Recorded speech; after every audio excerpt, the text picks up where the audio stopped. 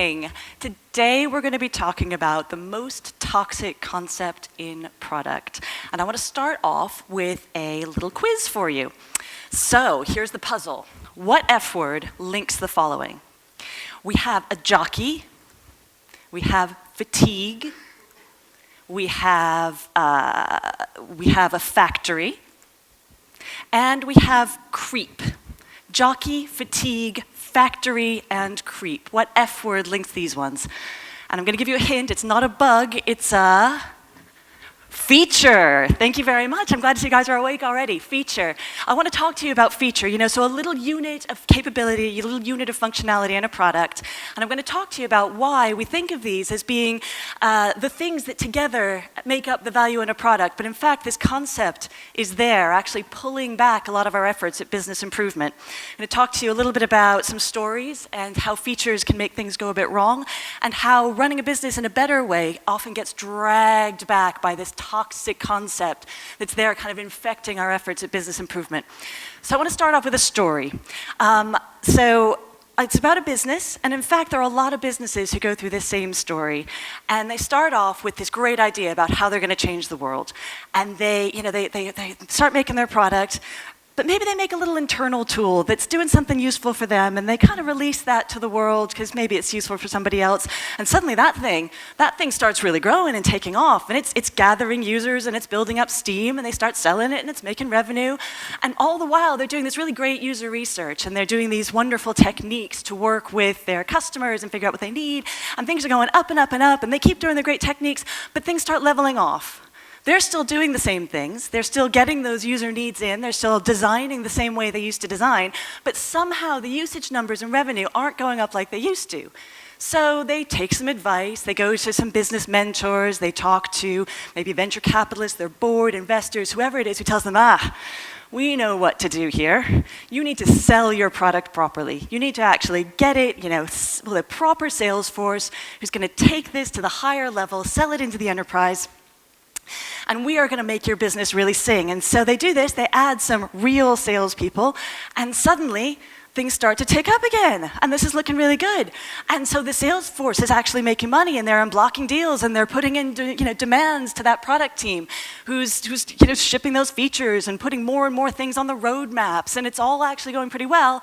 But that development team is turning into a kind of ship it, kind of this really intense cadence. And they find that they're not solving problems, they are just getting those capabilities out there as fast as possible. It's not very satisfying for them. You get sort of low developer engagement, which maybe the company isn't that bothered by, because in fact at that point development is something of a commodity.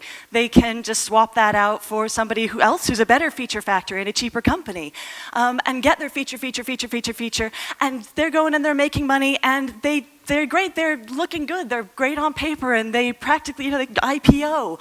But all the while, they're building this product which eventually collapses under its own weight. So something which is not usable to the users, and something which fundamentally everybody hates. So long term for this company, that thing is really ripe for disruption. That thing is going to, it is not going to succeed in the long term by being hated by its users. So I also will hold up the SAP example of what happens when this inevitable sequence of events takes place. So it's a bit of a theme here. And I know we don't make our bad products look like this anymore. I know that when we glom features into a product, we still make a pretty design. So I know this is old-fashioned. But you can think of this when you're thinking about products that are just this bucket of features thrown together without actually having a higher concept of what they're doing for the user in place. So the question is, where did it go wrong? Because everybody in this whole sequence, all the way from over here, all the way through up, flat, high, everyone behaved rationally. There's nobody in this whole system who wasn't doing what they thought was right for the company. So some people like to blame that advice step where they say you have to sell this thing properly, but those people are just doing what it took to make that company money. They're doing what they think is best. So we kind of have gone through this trajectory in my company, in Redgate. We kind of did the up, and it was all intuitive, and we did design, and it was all fabulous. Things started to level off, and we got that advice about selling our product better. But we think that anywhere in that whole thing, up to that moment of that uptick, we have had an opportunity. We have an opportunity to do things differently. And the different thing, so anytime up until that uptick with sales, we can do it differently because we don't have to accept this framing of our work as feature, feature, feature, feature, feature. So all this time when we're doing things intuitively and trusting that connection of our work to the effect of added revenue and added users, we don't have to do that. We can actually take the responsibility of knowing that what we're delivering is actually delivering on some kind of result, some kind of business thing, some kind of thing the end user can use. And for us, this has been, we've used the phrase outcome focus for this. This has had a lot of traction in the business press in the last 5 years or so about managing outcomes versus outputs. And universally, the press anyway is coming down on the side of outcomes. The reason for that, well, there's lots of reasons, and I'll go into them throughout the rest of the talk, but if you're managing outputs, you're going ahead and measuring, or you're going ahead and judging yourself on what you produce, but it doesn't necessarily have anything to do with what you're affecting. And so the way we have chosen to frame this is to preference outcomes and the actual effect of our work over the inputs, the outputs. So how many people here are really comfortable if I talk about outputs and outcomes? Pretty good. Okay, pretty good. Actually, really good. So I'm going to give some examples just to sort of solidify this in your mind about outputs and outcomes. And I'm going to give some examples from government. So an output, a thing you make, might be more roads. But the output, or the outcome of that, is to improve traffic flow. So an example from government, they do a thing, which is the roads, and the intent behind it, the thing that they want to affect is they want to make sure that traffic flows faster, which means people can spend more time being economically active instead of polluting, and it has all kinds of other goods. Similarly, they put in a sugar tax, but the actual outcome they're looking for is a decrease in obesity. So the thing they do is the sugar tax, and the thing they're looking for is for people to be fitter, lower costs on the NHS, all of that. Similarly, lower interest rates lead to higher consumer spending, and Brexit has the outcome of... You got me. If you figure out, let me know. But I guess there's one lesson that product managers can take away about Brexit, and that is you have to decide your outcomes first. This is incredibly important. Decide where you're going and what you're actually aiming for before you decide the thing that you're going to do to get there. So a learning experience for us all. And the reason it's important to do one and then the other is that the link between them is not all we think it is. So we think, we come up thinking, we think that this is going to give us that outcome, and it often, as soon as there are humans involved between our production and that outcome we're looking for, it doesn't give us the thing we wanted. So has anyone here heard of the Cobra effect? Familiar with this? You might know it once I talk about the actual story behind it. The Cobra effect it's a story that from the British Raj, that they had a problem in Delhi with cobras, overrun with cobras everywhere. And so the British put in a policy to say that they would pay a bounty on cobra skins. And at first, this is all great because, people kill off the cobras, bring them the skins, things are terrific, everything's good. But over time, some bright Indian entrepreneur got the idea of breeding cobras. I know, he's great, isn't he? And so what happens is that, obviously the British are getting more and more cobra skins and paying out more and more bounties, but it's not having the effect they want. They're actually still having lots and lots of cobras in the city of Delhi. So they stop paying the bounty, and what does that Indian entrepreneur do, or that collective do? Take a guess. They release the cobras. And so in fact, in Delhi, you get far more cobras in the end than you had when you started. So as soon as you get human beings involved, the outcome you're looking for can get gamed. It can, you can have different effects. It won't necessarily have that effect you're looking for. And so to bring this back to software, features are like piles of snake skins. So they're building up, they're accumulating, just like, you're in Delhi, you're accumulating to start with, and it's all looking good. But at some point, that outcome is starting to get worse, and yet those features are still piling up. So you can think of them like that. And I saw this yesterday in Dez's slides, and he's talking about the diminishing returns of features. And I actually got kind of frustrated at that, because it's worse than that.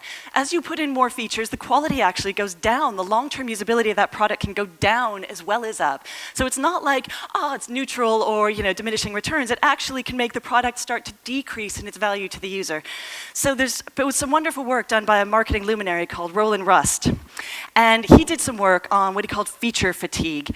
And the problem here is that when people buy products, they do take features into account. Now, we know from Bob Mesta that it's all much, much more complicated than user sees feature list, buys product. It's much more complicated than that.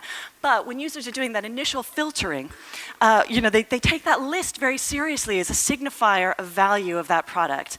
And then when they come to justify their purchase, when they come to kind of give themselves confidence they've made the right thing, again, they see that long list as being a sign that they have bought into the higher quality product.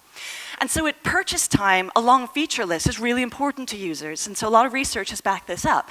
However, in terms of the customer's satisfaction, you think about the program in the VCR example, the more complicated it is, the less usable it is. And why we've gone down to one-button phones and all that simplicity is what is actually getting people to love that product and recommend it and use it and really get the most value out of it.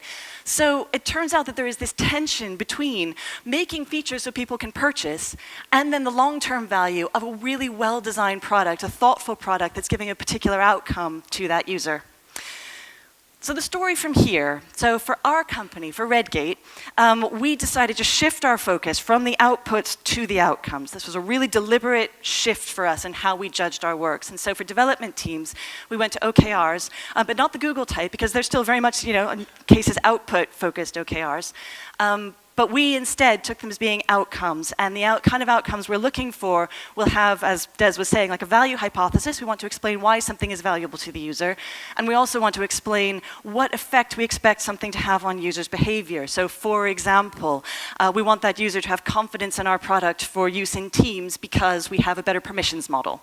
And that as soon as it can be sold into teams, then we have a revenue hypothesis, which is that we should see larger deals coming in. And we can check this. We do the thing, we make a better permissions model. Does that actually lead to sales and usage by teams together?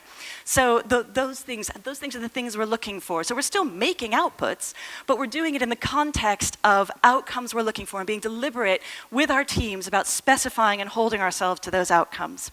So that's the story, and we don't actually know, we can't say what the end point of our business is over here or whether we're going to collapse in a pile of features or not, but it certainly has led to much, much better engagement with our development teams who are no longer seeing themselves as under the cosh to produce features as fast as possible, but they are for real solving problems and then checking on the outcome of their work. So that step of just seeing what effect it's had on the user. So solving that problem from those first principles and then seeing what that effect is on the user has made all the difference for our developers really understanding that their work has meaning to somebody. So we made this shift. But it turns out that those features, those little buggers, are right there pulling us back from all our goodness. So they're there, I call it temptations. They're there bringing us down and dragging us back. And I'll talk about some of the specific ways that they're doing this. So first of all, is the fact that features are concrete. Can you see that at all? It's a donut, right? But features are so pleasingly easy to think of, and it's actually very difficult to think in terms of outcomes. I know some people later will be talking about behavioral economics and system 1 versus system 2 thinking, Daniel Kahneman stuff. And this is system 1 territory with features. It's something the brain can easily latch onto. And so when we come to set outcomes, we find that people already have a feature in their mind, and those objectives end up, if you're not careful, as being very thinly veiled features. So they're there lurking. Somebody will take that thing they want to do, ask a few whys to get themselves up to a plausible sounding outcome, but it didn't actually come from where it needs to come from, and that is from a strategic context, from analyzing the actual user situation and the evidence before you, and then picking your highest value business problem. So but you start because the brain can really get to grips with them. And if anything goes wrong, so if ever you have a problem with trust on a team or things not quite going to plan where you need to reassess outcomes and outputs, I find that they kind of grab back at those features again. So they come back, trust and outcomes go well together. But as soon as that degrades, then it's right back to features. And you get these comments like, oh, I wish we could just have backlogs. Because it's safe, it's secure, it's easy. So that's one problem that we find is really undermining our efforts to go towards outcome-focused objectives. The next one is that shipping feels so good. It makes you feel like you're in this happy, cheesy stock photo. Yeah! And it is, and even though we try to make this really, really boring, because continuous delivery, make releases boring. We do our best to make that as boring as possible, so that it's not all about like build up, ship. But even so, shipping feels really good. It's when a team comes together, and actually, they've made something together, so they're really proud of what they've produced, and it feels great. Unfortunately, if you really celebrate that moment of shipping, then you have a bit of a problem, because then you've gone right back to that feature focus and those outputs and privileging that. And the more you celebrate that, the more you draw people back to that output focus. And then you look at the other parts of the organization. So features are a currency, and I found this in every organization I have ever worked with or ever seen, that features, they have kind of an assumed cost and value, and people think they can horse trade them. You've put a release together by shifting the features around and packing them in, and then when you come to talk to marketing or sales, you're talking in terms of this feature for that feature. Oh, if you actually want that, then we can trade that one in, and it ends up being like the lifeblood of that organization. And so it's really bedded in throughout. So it takes a big effort to try to, well, first of all, gain the trust of the other parts of the organization. We've done this by talking about the outcomes that we are looking for together, working on that together with the other functions. And then, we have some, and for example, it might mean, because we haven't been able to get away from them entirely. But it's still there, and it's still that desire to use them and trade them and have them be that contractual boundary between functions is still present. And finally, features are nicely under your control. As I was saying with the Cobra effect example, and even before that, as soon as you get human beings involved, then the situation is out of your control. And as soon as something's out of your control, and it's really uncomfortable, especially in a stressful business situation, you want your work to be under your control. And I find this with every organization. They like the work they manage and things for example, in their function or in their business unit to be all under their own control. But as soon as you let the outcome come in, you let the user into the system, then this has suddenly become something which is not in your control, and you cannot guarantee results. You can still trust in your outputs, but you don't know what's going to happen. And that's kind of the point, because in order to get the outcome, it is uncertain. If it were certain, you could just use the outputs, but you can't. And so, shifting that mindset to managing a whole situation which is not entirely under the business's control is a big shift for people, and is really, really uncomfortable. So I have a huge amount of sympathy with people who struggle to get there, and with the backsliding and all of that, but it's still worth persisting with. Because like lean, where you let the user into the system, you have some uncertain outcomes. This is a kind of a diet and exercise, a healthy lifestyle choice. It's really hard, and it takes a lot of dedication and a lot of hard work. And fundamentally, healthy lifestyle is a terrible product because it's hard to adopt. But it's worth persisting with, right? If you actually want the benefits, if you want a healthy business, or in this case, a healthy body, you've got to actually persist with trying to do the right thing for a healthy long-term outcome.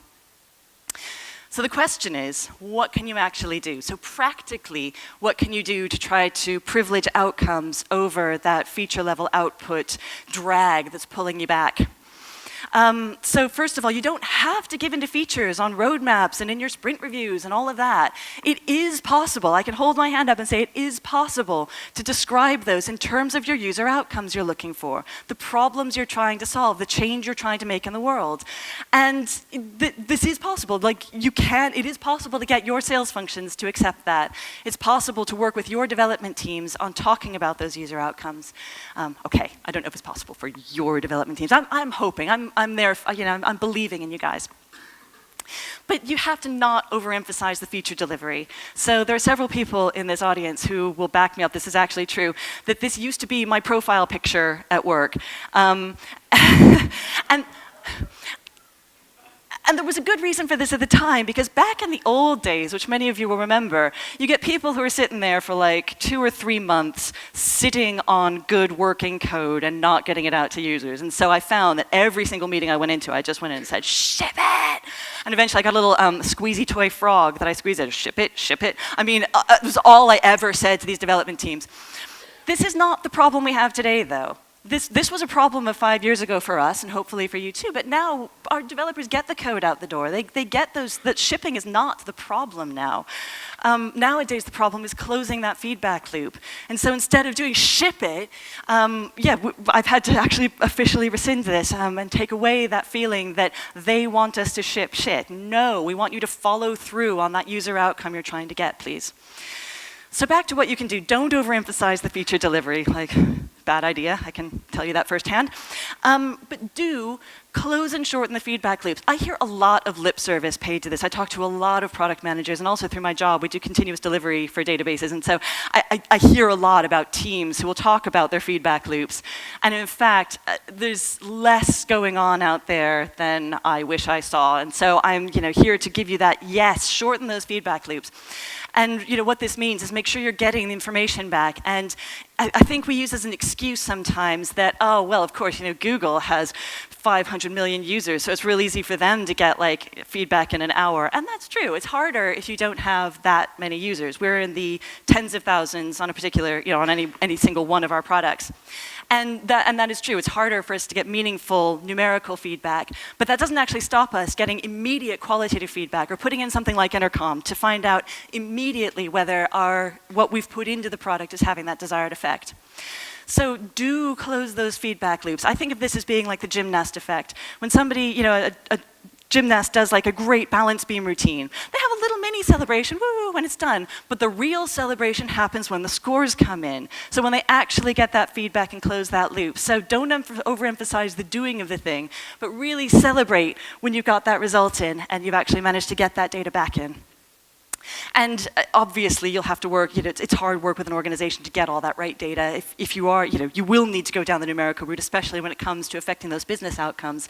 And when I talk about pressing for the right data, so this is that split between getting those revenue figures in for a product versus those things which are more conducive to promoting the healthy lifestyle of a product. So the long-term viability of it. So monthly retained revenue or lifetime value, customer lifetime value, all of those things which will actually take into account the quality of your product and its usability downstream. So do press for the right data. And bonus tip, as software buyers, we don't have to do this. We all find ourselves falling into this trap of looking down and being like, ooh, that dishwasher, that's got extra, that's terrific. We don't have to buy products like this. We don't have to buy software like this. If we look for examples where this has solved, where the product has solved our customer's problem, then that's a way better indicator than does this have the feature list I'm looking for. And a final thing, be kind to yourself. I will speak from experience. This is really hard. And you will have to make, if you're not there now, many of you may well be, but if you're not there now and you're in B2B software like me, this is really hard. But I will stand behind this as being a way that we've seen businesses be very successful in that mechanism of judging their outcomes and continually developing their business in the right way rather than just getting into that feature mode which ends in that inevitable product collapse.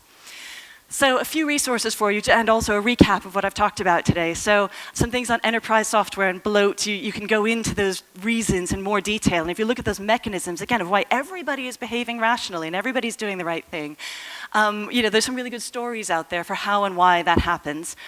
Outcomes versus outputs. Lots out there. In fact, there's some really good things from the charity sector as well who talk about outcomes, outputs, and impact as a 3-stage thing. And some really good information about how to separate these out and how to judge one from the other. Feature fatigue, which we talked about. Objectives and key results, again, as a way of measuring your success, really, and knowing when to change things up, as opposed to did you ship it, how many story points did you deliver, and as a way of judging, the things you have actually produced. And finally, everything John Cutler says and does at the moment, I just find he's a great advocate for the outcome-based approach and for really diving into the details of what this means for a business. So thank you very much for letting me have my rant. I hope you agree now that features are indeed toxic and we should be smoking them out, and I hope you enjoy the rest of the conference.